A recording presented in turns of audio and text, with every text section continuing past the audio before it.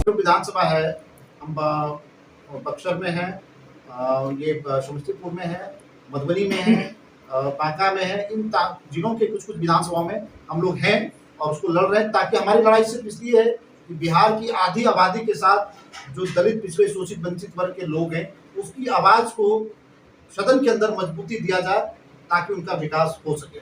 जहाँ तक जीविका दीदी की बात कर रहे हैं आप, तो नीतीश जी 10,000 रुपया दिया, सुनने में आ रहा है ये भी कि वो कर्ज के रूप में दिए, हमने नोटिस। ये जो सवाल है ना, रियल में अभी वास्तविक तौर पर देखेंगे तो बिहार के लोगों में एक बड़ा सवाल है भाई 10,000। लेकिन मेरा जो कहना है, आप लोग उसकी बारीकी को समझे। जीविका वर्ष 2006-7 से काम कर रही है और 2025 में आज उसकी आयु जीविका की लगभग कहें कि 19 वर्ष हो चुकी है, 19-20 वर्ष हो चुके हैं। 19-20 वर्षों में लगभग 50 से 55 हजार करोड़ का ऋण देने के बाद भी आखिर ऐसी कौन सी नौबत आ गई कि आज 10,000 रुपया देना पड़ रहा है। इसलिए आपने जो अभी 19-20 वर्षों में जीविका दीदियों को जो 50 से 55 हजार करोड़ का कर्ज दिया, उससे जीविका की दीदियां डेवलप नहीं कर पाई, तभी तो आप 10,000 दे रहे हैं। तो ये मुझे लगता है कि सिर्फ, और ये सबसे बड़ा सवाल है कि चुनाव के ही वक्त क्यों। तो मेरा मानना है ये पूरी तरह से चुनावी रिश्वत है और बड़ा हुआ था। चाहते तो सरकार चाहती देना था तो एक बार में दे सकते थे, लेकिन ये पूरा शुरू हुआ एकदम चुनाव से पहले से लेकर चुनाव के बाद तक इसको देने का सिलसिला रखा गया है, ताकि चुनाव के दरमियान में जो मोटिवेशन, मॉनेटरी मोटिवेशन हो, वो जो चुनावी रिश्वत हो वो चलता रहे और वो जीविका दीदियां जो आधी आबादी लगभग 1.5 करोड़ 2 करोड़ महिलाएं जुड़ी है जीविका से, उसका वोट सत्ता के समर्थन में हो।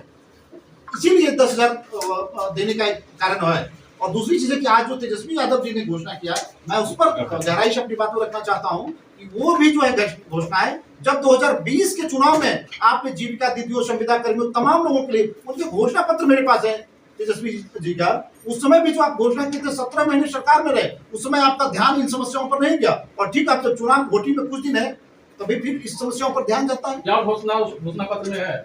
इस घोषणा पत्र में आप देखेंगे तो यह है कि संविदा प्रथा को समाप्त कर नियोजित शिक्षकों को अस्थायी कर समान काम समान वेतन की नीति पर अमल किया जाएगा। सभी विभागों में निजीकरण को समाप्त किया जाएगा। साथ ही अस्थायी और नियमित नौकरी की व्यवस्था की जाएगी। जीविका स्वयं सहायता समूह के कैडर को अस्थायी किया जाएगा।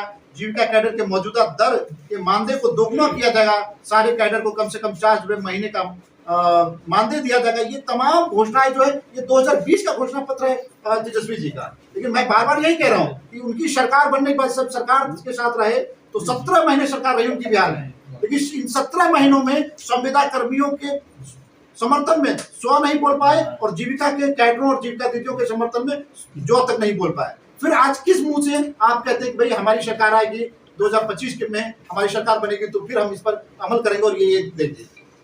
तो ये सारी चीजें जो मैं कह रहा हूँ ना, फिर कह रहा हूँ ये चुनावी लॉलीपॉप है तेजस्वी जी का।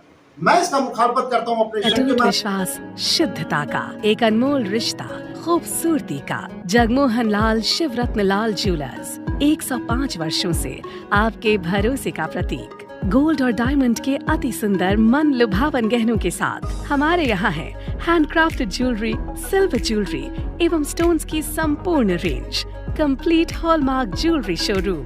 खुल के मनाइए खुशियाँ जगमोहन लाल शिवरत्न लाल ज्वेलर्स के साथ, पटना सिटी चौक, पटना।